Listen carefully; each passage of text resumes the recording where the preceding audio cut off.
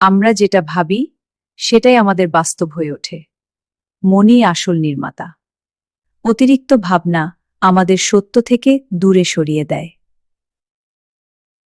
তুমি যেটা প্রাপ্য তার কম কিছু মেনে নেওয়া মানে নিজেকে ছোট করা। যে নিজের আবেগ নিয়ন্ত্রণ করতে পারে সেই জীবনের নিয়ন্ত্রণ পায়। কখনো কখনো নীরবতাই সবচেয়ে শক্তিশালী উত্তর। আমরা যেটা ভাবি সেটাই আমাদের বাস্তব হয়ে ওঠে।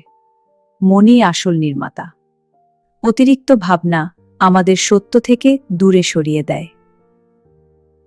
তুমি যেটা প্রাপ্য তার কম কিছু মেনে নেওয়া মানে নিজেকে ছোট করা।